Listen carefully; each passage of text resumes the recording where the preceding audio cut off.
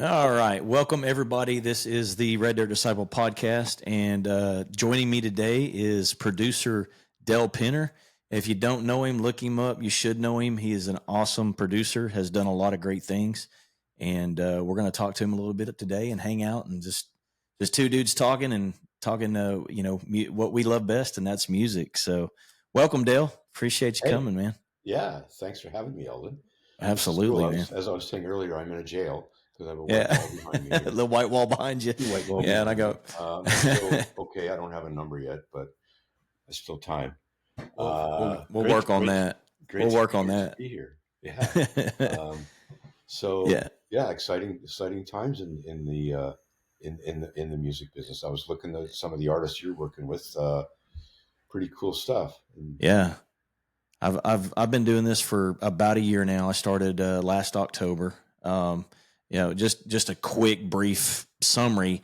I started in radio 20 plus years ago, and that kind of got into the concert scene. Started doing MCing shows. Started managing some artists, and then I kind of stepped back away from it for a little while for family, plus the radio station sold, fired all the DJs. There was a huge hole in my heart because I worked with a lot of independent artists back then too. So that's kind of what after raising my family, and I was like, I want to get back in the music industry. What can I do? And sitting around thinking one day, and I'm watching these artists on TikTok just play the sing monkey sing show, and where people would like, you're a musician, play a song for us, and they do their song, and then they just go right back to conversation. I'm like, there's got to be more for these guys. They need a platform, they need a voice, they need people that are actually going to listen to their story and not just, hey, sing a song for me, monkey.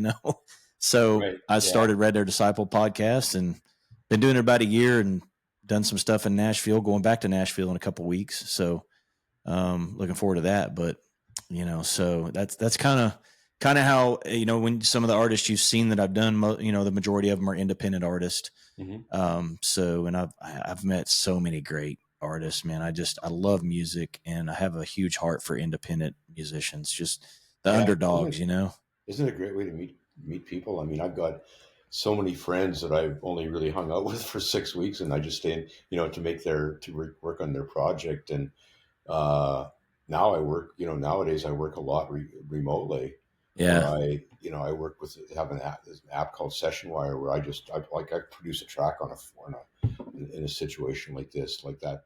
Yeah. Women Yeah. Behind the Lyrics track that I know you're going to be talking to those girls.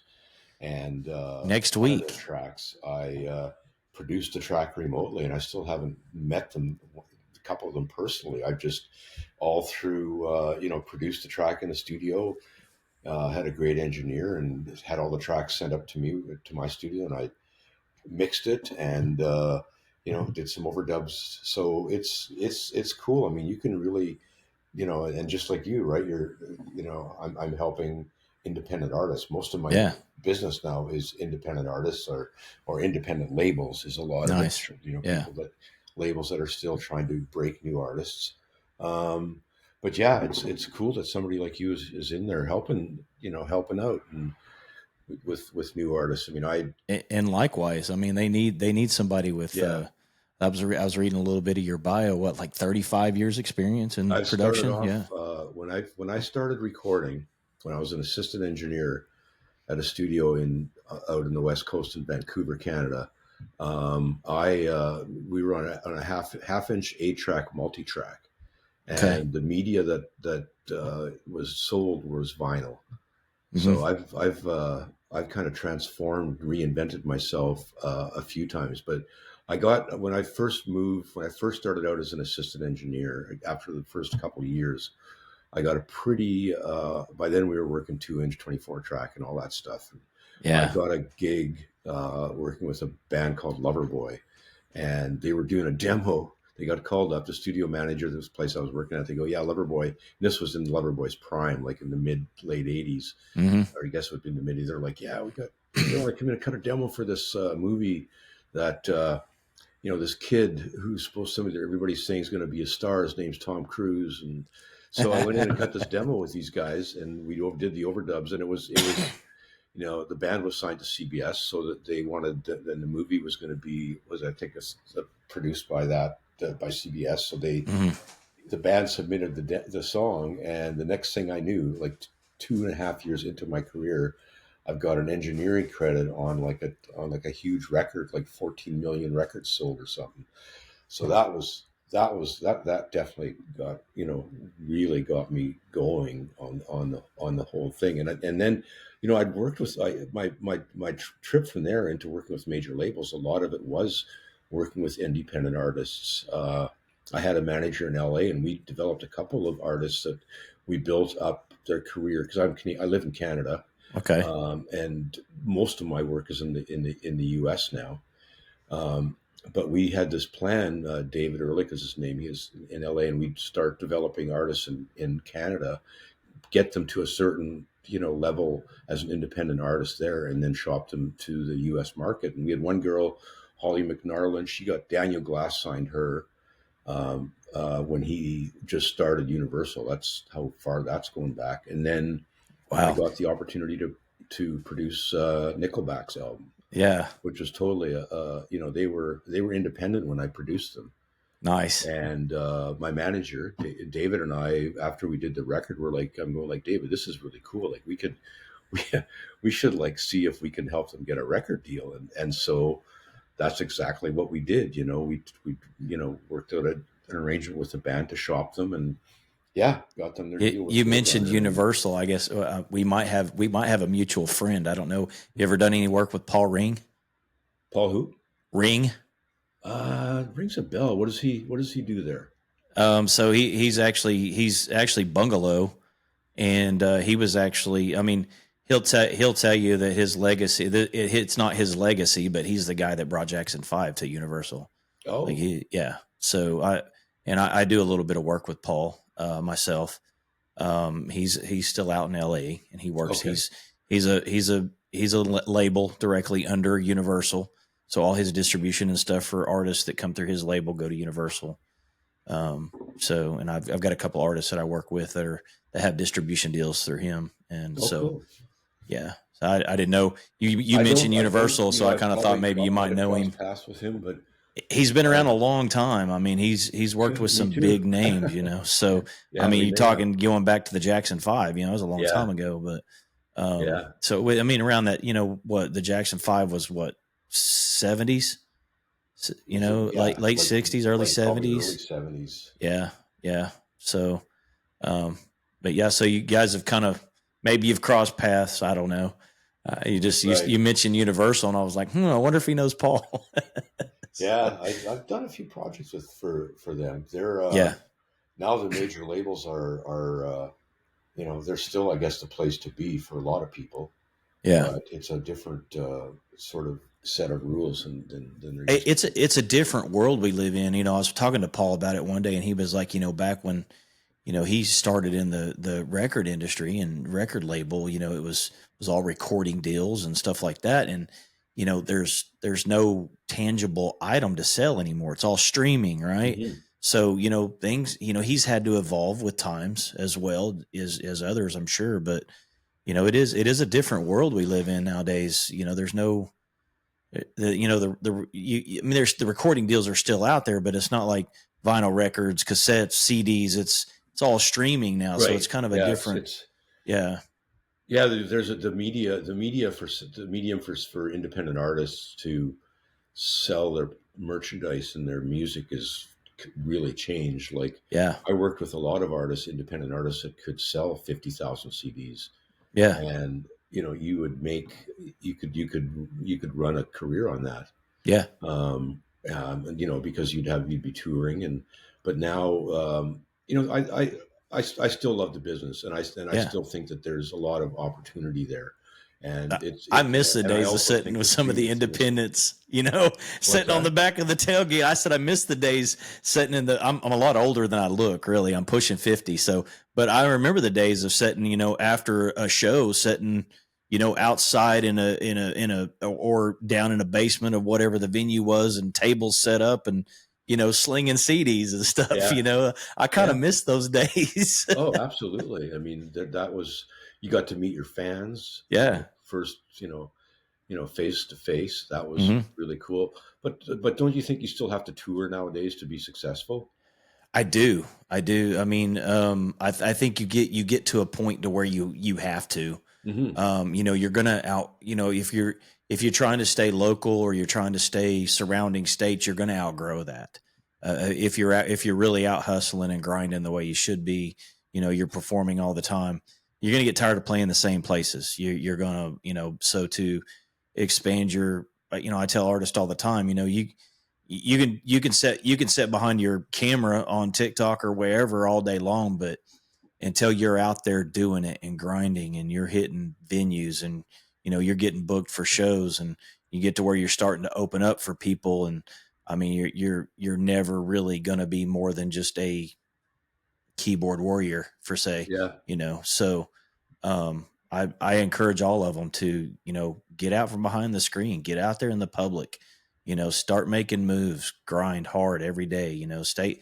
One of my biggest sayings is stay humble, hustle hard, yeah, that's true. yeah, Those kind of things, those kind of actions haven't changed over the years, though. I mean, that was yeah, always the thing. Like, yeah, um, get a lineup around the block for your show hmm, was a that really showed that you were on your way. yeah, And now it's partially streams that kind of help you with that, but hmm, the artists that I know that are really, especially in the area like country or rock or right, that stuff, that kind of area where it was built on live performances. They're still out. The artists, I encourage you, do it. and yeah, and I can tell you straight up, the ones that have more success than others are the ones that are doing that, and that are writing great songs. I mean, that aspect, the songwriting hasn't changed either. You still need good songs. absolutely, absolutely, and I mean that kind of brings up another point, man. I'll be honest with you, dude. I am tired of hearing AI music, man. I'm tired of it. Like it's to me, I tell people all the time, I'm like, look, you can support it all you want. I never will, because you are actually taking food out of real musicians' mouths. I mean, you're literally it's literally going to get to a point to where people are going to support it so heavy that a real musician don't stand a chance. And Yeah, I I'm just hoping it doesn't go that far. I hope it Um, doesn't either. but I it's really I mean, don't. I guess it's here's how when I think about that, I kind of think about, I remember when Napster came out, or even before Mhm. Napster, like LimeWire, which was, Yeah, right. it was just, it was free. Hmm. And that was the best thing about it. Yeah, Because it sounded terrible and all of those other things. So, yeah. uh, with People like free. I mean, I use AI and I've got plugins. I was just telling somebody the other day about a couple of plugins I use that are clearly AI, I think it's a and good even, resource for Chat a tool. GPT for stuff, Yeah, but yeah, What's the other one? This format, the platform Sonoma, I think it's yeah. called. Hmm. There, I know I have other producer friends that they're like, I just load my song in and ask for the Sonoma to give me a fiddle track for it, and it spits it out. And my my first thing is like, cool, and then my second thing is, what about copyright?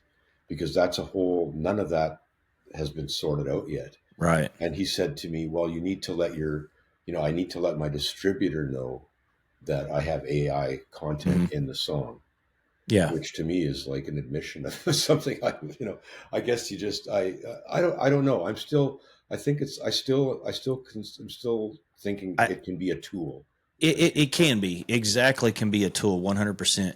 And I know artists. One of the artists I work with in Colorado, Son of the South. He from time to time will throw something in AI just to get an idea, right? But then he just like, okay, that's a good idea. Now let me make it mine. Let me Right. tweak it. Let me make this mine. And so that's okay. But I mean, you got people out here making full blown songs, full blown Right. productions with AI, Yeah. and they're throwing them up with DistroKid, and they're making money off streams. And it's there's to me, if a person did not, one, write the lyrics, two, if there's no person performing the music, it's soulless to me. It Right. has it's just a computer that made it. There's no life in it to me. Right. I feel like when I hear a full blown AI song, I feel it's empty. It's lifeless. And the thing about music is people want to connect to that, and the a good artist can make people connect to their songs. So I just I'm with you. I agree 100%. I think it's a good tool to get ideas. I had to write a letter today that I needed some help with that was going to an attorney. And so I used Chat GPT, and then Yeah. I went in and kind of changed it around and kind of made it sound like I was saying it. And, so I think it's a good tool, but I think people are abusing it. And, Well, and I'm, I think it's when you hear the vocals is the part that really, uh, to me, it's just that's where the artificial part really shines. I mean, a yes, lot of right. pop music, although people were programming it, it was still, a lot of people just grab loops and put, grab, Yeah. a Yeah. lot of urban music I is that aspect of it stereotyped. is nothing new for sure. Yeah. But and there's even, I even know artists that have done, 50% musicians, 50% programmed, musical sounds, right? Right. So, which is pretty much the same thing. But yeah, so when I say I won't support it is when it's full blown lyrics and Yeah. all Yeah. It's not, AI. Yeah. there's Yeah. been, quite a few people have been caught. Like, Yeah. I guess I shouldn't say people, but whatever. So few robots have been flagged. Yeah. Yeah. um, yeah. It, They, it's it's going to be I don't know where interesting. it's going to go. I mean, I don't I've been either. in this business for a while and seen a lot of things come and go. So I'm just gonna go, Yeah. go with the flow a little bit with it and see what happens. But I don't do, almost all of the music I do that I'm producing, especially now in the last 5 years, is all like I set up bands and record them. mhm. If I'm doing rock and some different formats, I'll add some programming to it. But Okay. I mean, I think that's what Yeah. got me. Like I did rock for so many years, so or majority of rock for so many hmm years, and then it's like the last 5 or 6 years I've gotten into the country, and I was trying to figure out one day why that happened. And I Yeah. think it's because when I started out as a recording engineer. So every session was setting up the band, miking hmm everything, and hmm everybody goes in there and they all play together. And it's so now I'm doing more and more in that, more like that. Like the Yeah. women behind the lyric stuff was Yeah. that track was like that. When you talk to those girls, you should ask Delaney about the recording we did in Ruidoso, New Mexico, where her and I went there Okay. for the label had assigned another artist from there, and they had a friend that had a studio, a beautiful studio. Rich Cat Cagle was his name, really nice place up in the hills. But we just went there, and that was it. We set up the band. We recorded I recorded bed tracks for 5 songs in one day, and then 5 songs with another artist the next day. Yeah. But I do my homework, right? You get prepared. You gotta, what the hmm tempo's going to be, what the key of the song is going to be, what the structure is going to be, and Right. then you just get good players, and you really can't copy that. Yeah. Well, I'm gonna be getting my first taste of full blown production here in a couple of weeks because we're gonna be hitting the studio hard and heavy in Colorado. Okay. We've got 5 song. Well, the goal is 5 songs in about 2.5 days, but we're probably going to wind up doing about maybe 3 or 4. But Yeah. the goal is Well, 5. We'll see what happens. what's the genre of the artist?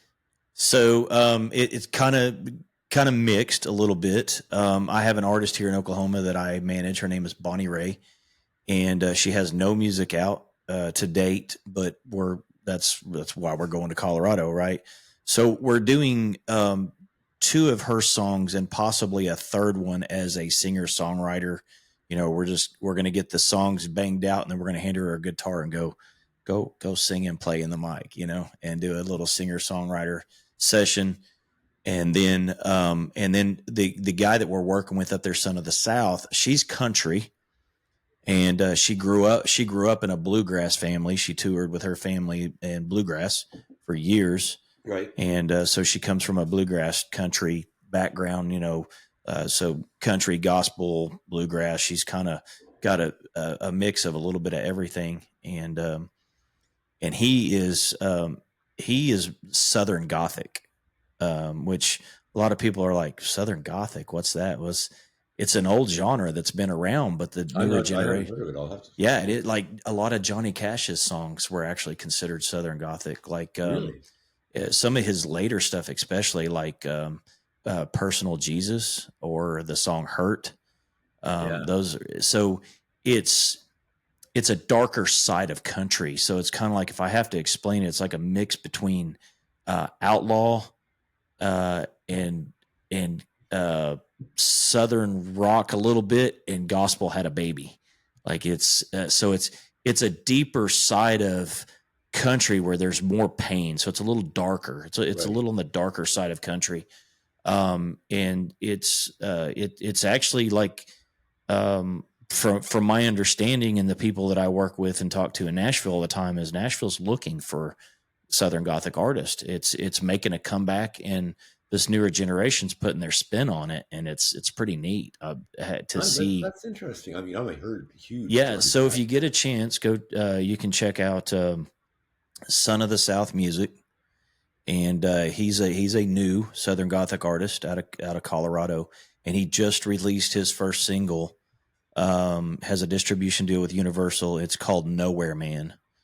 And his story is very unique. I don't want to get into his story because it's his story, but let's just say it's one of redemption. He's a preacher's kid turned, wild child back to redemption, right? Trying to change his life around. And Right. so just to kind of keep it simple. And my artist, her story is one of healing. She's had a rough life. She's been almost unalived by two different men in her life. And so her story is one of healing. So when we started talking to Son of the South, we're like, I came up with this idea. It's like, we're going to be in Colorado anyways. Let's do a collaboration while we're there. I was like, hear me out. Healing meets redemption. And what they've come up with is phenomenal. Like, I'm blown away at this song that we're going to be producing. Wow. And so I'm pretty excited to get there and get it on tracks and get it going. So he's going to release that song as a featured artist. Yeah, so I said all that to pretty much say I'm getting into my first steps as cool. being involved in some producing. What's the instrumentation going to be on this track? On the collaboration, mostly piano is going to be the key instrument, but I'm not sure exactly what else we're going to involve. Most of her stuff is guitar, fiddle, and some banjo here and there. In a couple, like in one of the songs, I think it's going to have some banjo, but mostly guitar and fiddle, some piano probably. So there, I mean, it's like I said, she's more country, so it's going to have more of that. I think actually one of the songs we're throwing in a steel guitar as well. So I'm excited to get there. Just watch it all come together. It's so you're going to produce it.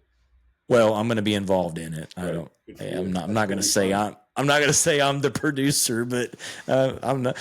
I'm no Dale. Well, you never know, man.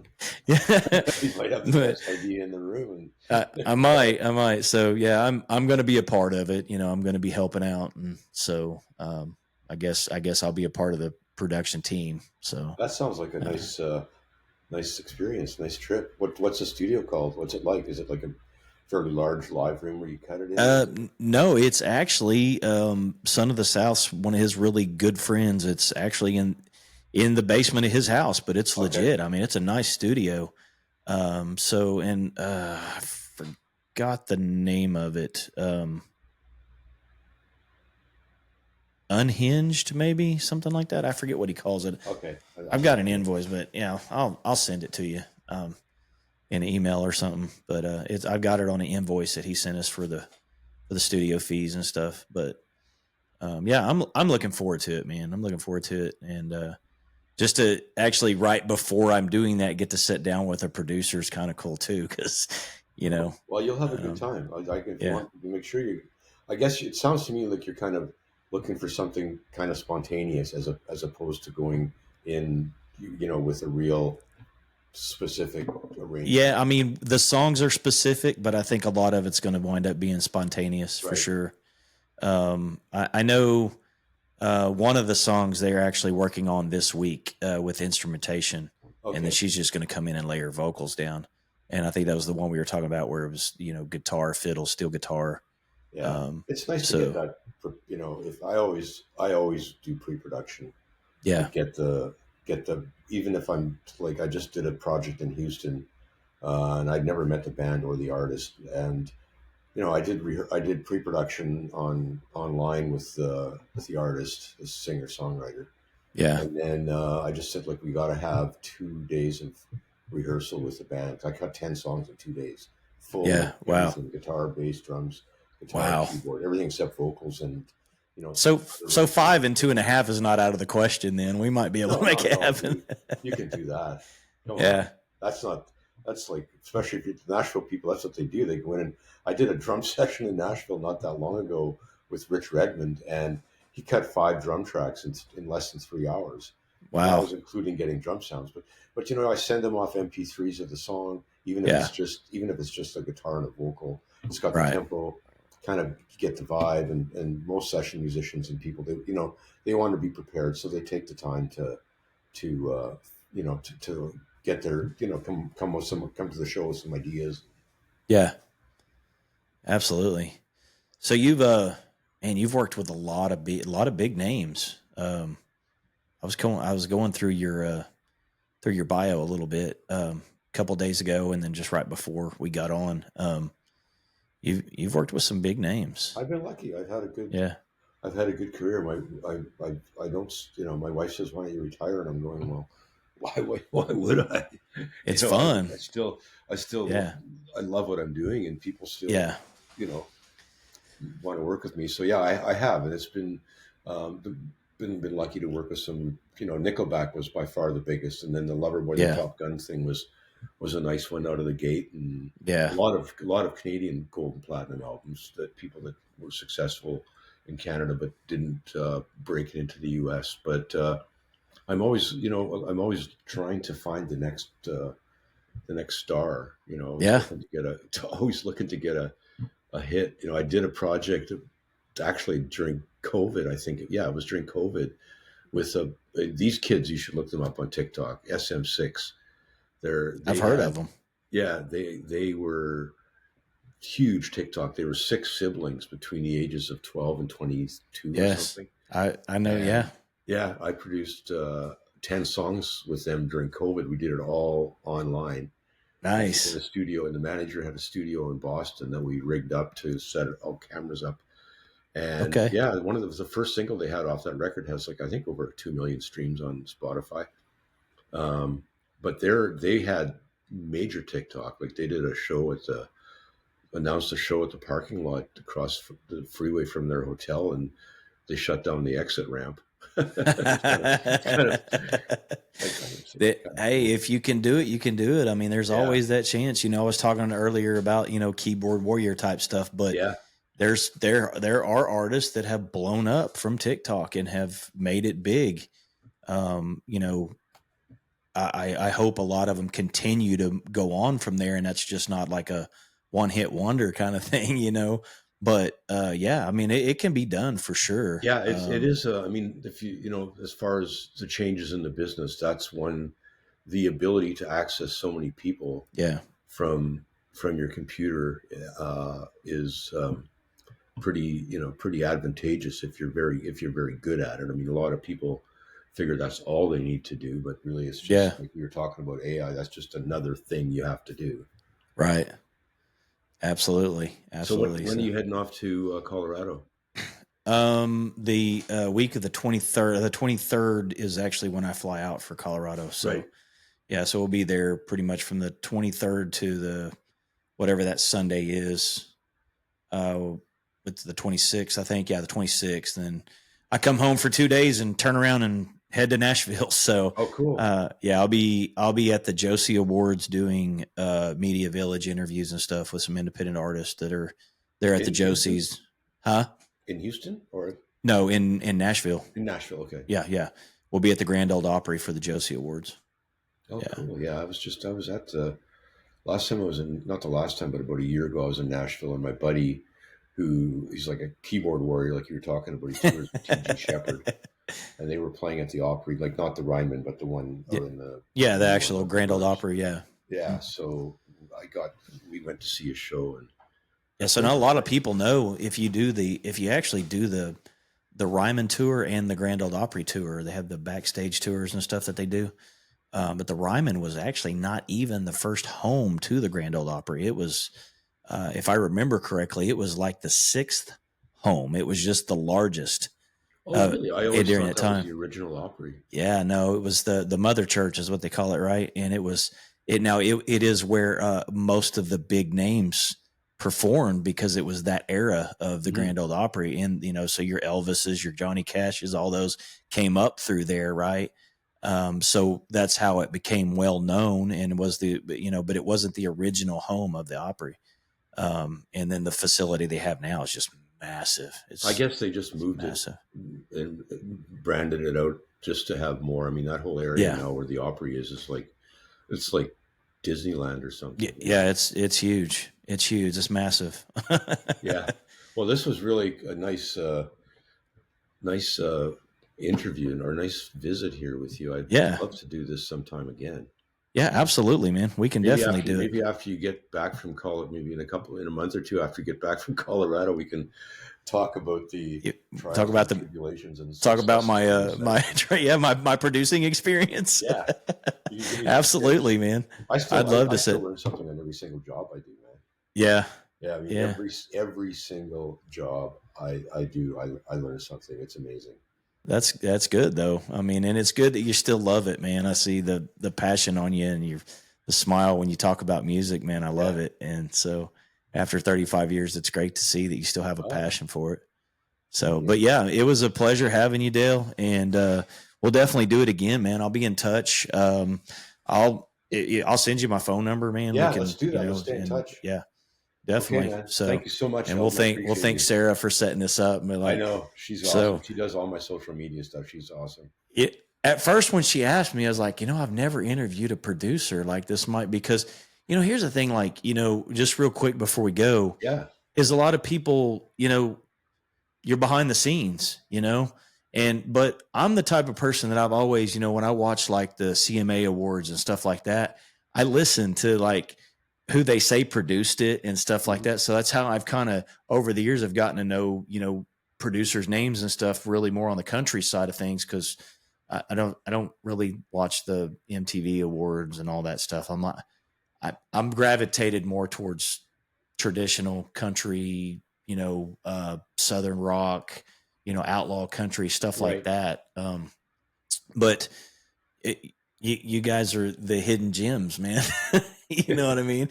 Yeah. You guys are behind the scenes making it happen and putting the magic together. And it's so, man, I appreciate you taking time to do this. I really do.